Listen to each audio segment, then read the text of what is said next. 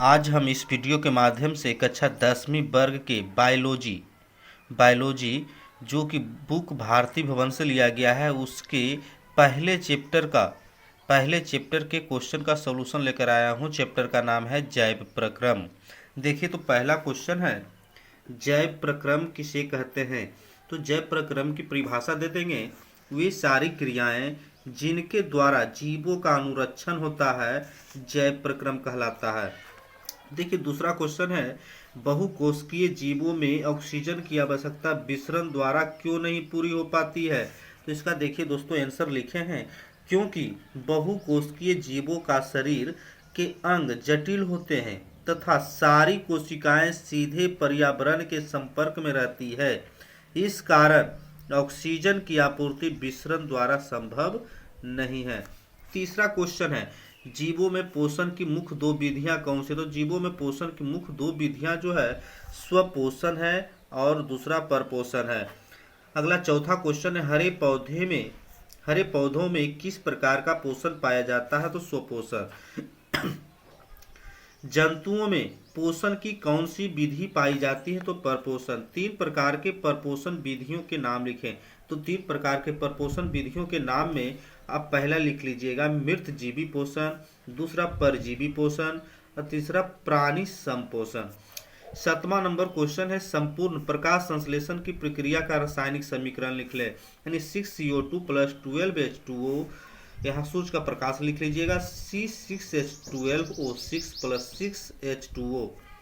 अगला क्वेश्चन है, प्रकाश संश्लेषण की प्रक्रिया में उपोत्पाद के रूप में क्या बनता है।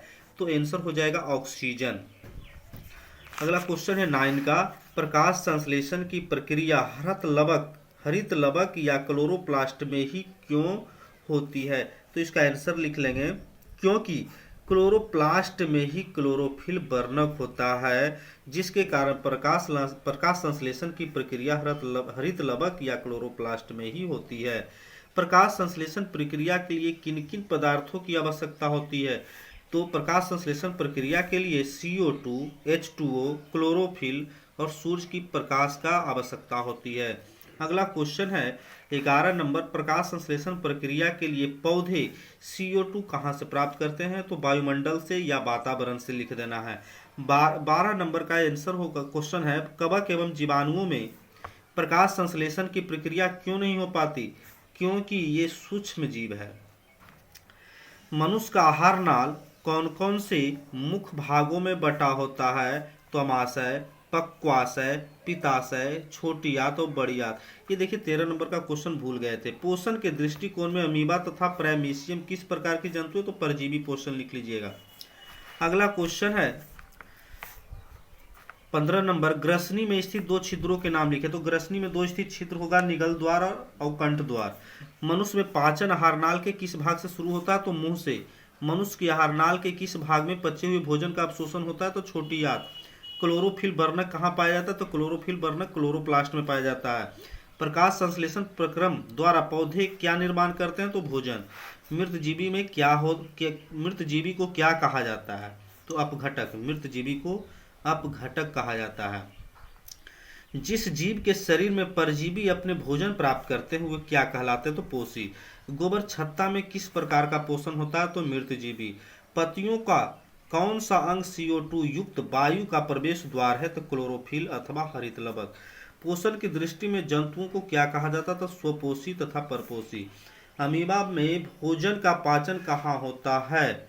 तो अमीबा में भोजन का पाचन जो होता है रसधानी में होता है। मनुष्य में पाचन के लिए विशेष अंग को क्या कहते हैं। आहार नाल।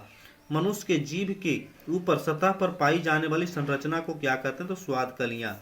मुख गुहा से भोजन कहाँ पहुंचता है। ग्रास नली। ग्रास नली की दीवार में तरंग की तरह होने वाले सिकुड़न एवं फैलाव को क्या कहते हैं। तो कर्माकुंचन। भोजन में मौजूद प्रोटोन को पेप्टोन में कौन सा एंजाइम परिवर्तित करता है। तो पेप्सिन। आहार नाल के सबसे लंबे भाग को क्या कहते हैं। तो छोटी आंत। शरीर के सबसे बड़ी ग्रंथि क्या है। अमाशय भी लिख सकते हैं, आंत ग्रंथि भी लिख सकते हैं, यकृत भी लिख सकते हैं। पाचन की क्रिया कहाँ पूर्ण होती है। तो रेक्टम। अगला क्वेश्चन है, छोटी आंत एवं बड़ी आंत के जोड़ पर अवस्थित नली को क्या कहते हैं। तो सीकम। 35 नंबर का क्वेश्चन है, अपचा भोजन अस्थायी तौर पर कहाँ संचित रहता है? तो इसका आंसर हो जाएगा रेक्टम या मलाशय में। अगला क्वेश्चन है लघु तरीये का पहला क्वेश्चन, जीवों के लिए पोषण क्यों अनिवार्य है? तो जीवों के लिए पोषण ऊर्जा उत्पादन के लिए अनिवार्य है, शरीर की टूट फूट की मरम्मत के लिए अनिवार्य है, वृद्धि हमारे शरीर की वृद्धि के लिए हमारे पोषण अनिवार्य है, उपापचयी क्रियाओं के नियंत्रण के लिए अनिवार्य है। पोषण की परिभाषा लिखे तो इसमें लिख देना है, यह पोषण वह विधि है जिसमें जीव पोषक तत्वों को ग्रहण करके उनका उपयोग करते हैं, जिसे पोषण कहा जाता है। तीसरा क्वेश्चन हो जाएगा, स्वपोषण में किन किन परिस्थितियां का होना आवश्यक है?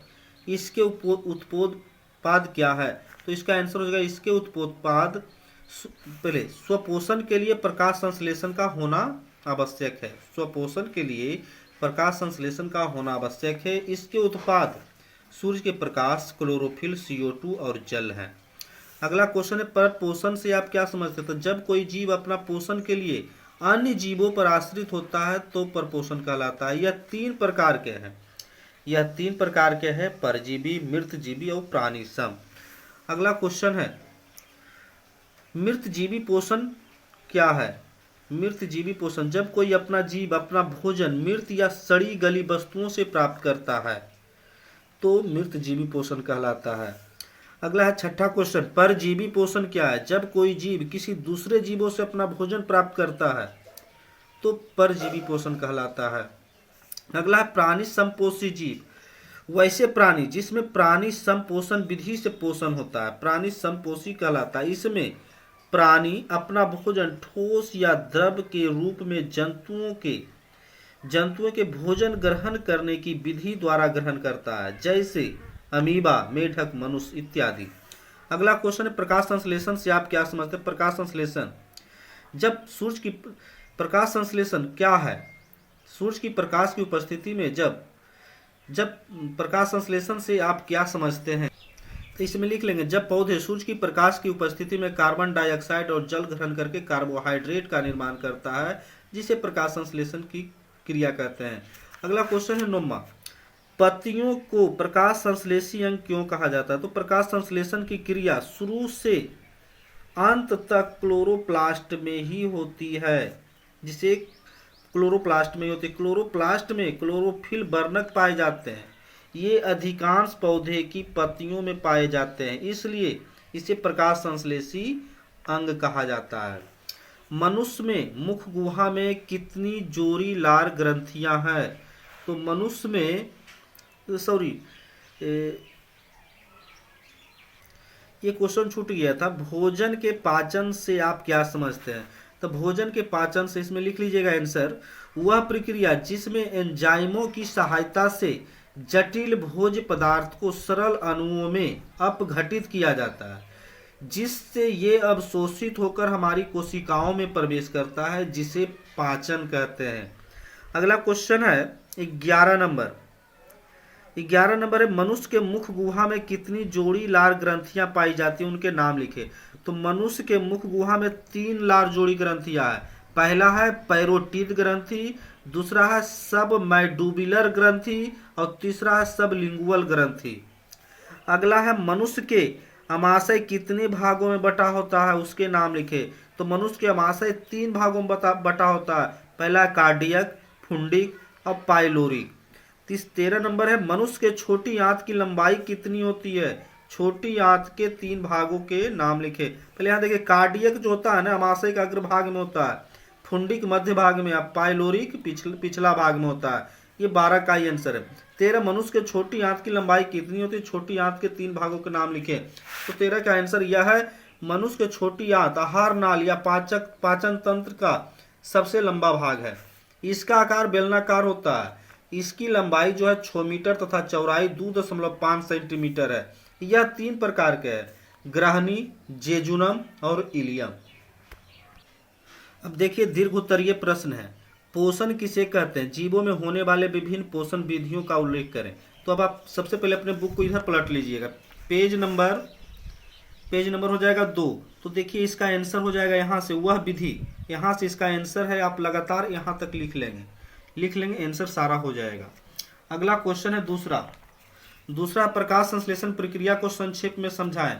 तो प्रकाश संश्लेषण प्रक्रिया को संक्षेप में समझाएं, इसका आंसर हो जाएगा दोस्तों, देखिए पेज नंबर 3 आप पलट लेंगे बुक में, तो इसका आंसर यहाँ से हो जाएगा, जिस प्रक्रिया के द्वारा, उसके बाद इसको यहाँ तक लिख लेंगे, यहाँ तक एकदम सूत्र तक।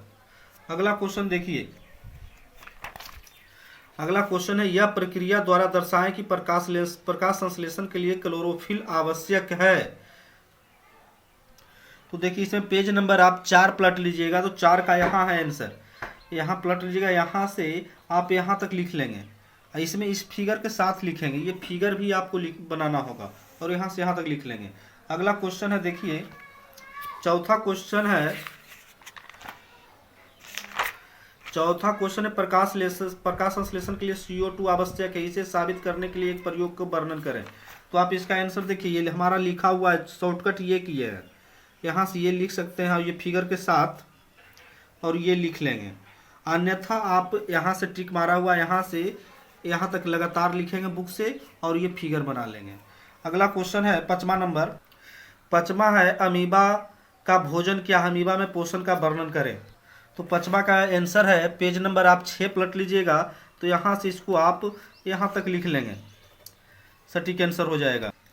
6ठा है, मनुष्य में आहार नाल की रचना का वर्णन करें। तो यहाँ देखें, पेज नंबर आप 7 पलट लीजिएगा, जिसमें मुख गुहा के बारे में यहाँ से यहाँ तक लिख लेंगे, यहाँ से यहाँ तक लगातार। उसके बाद ये फिगर बना लीजिएगा, अब फिगर बना लेने के बाद ये अमाशय के बारे में लिख लेना है, और उसके बाद आपको ग्रहणी के बारे में कुछ लिख लेना है, कुछ क्षुद्रांत के बारे में लिख लेना है, कुछ परियांत के बारे में लिख लेना है। अगला है, मनुष्य के आहार नाल में पाचन की क्रिया का वर्णन करें। आहार नाल के पाचन की क्रिया का वर्णन करने के लिए वही फिगर बनेगा, और इसमें पाचन की क्रिया के लिए आपको लिखना होगा, यहाँ से आप लिख लेंगे, यहाँ तक लिखना होगा। अगला क्वेश्चन, मनुष्य के आहार नाल का एक स्वच्छ नामांकित चित्र बनाएं और वर्णन करें। तो मनुष्य के आहार नाल का वही स्वच्छ पूरा चित्र बना लेंगे, इसमें कुछ विस्तार में लिखना होगा, यही पूरे लिखना होगा, और ये फिगर बना के यहाँ तक लिख लेना होगा, अमाशय यहाँ तक पूरे। अगर ये वीडियो पसंद आया हो तो इस चैनल को सब्सक्राइब कर लें, ताकि अगले वीडियो के माध्यम से और भारतीय भवन के साइंस के क्वेश्चन लेकर आने वाला हूँ, और क्लास 10 के सभी विषयों के मैं इस चैनल के द्वारा आपको जानकारी दूंगा, ताकि आपका रिजल्ट अच्छी तरह से आपको प्राप्त हो सके। थैंक्स।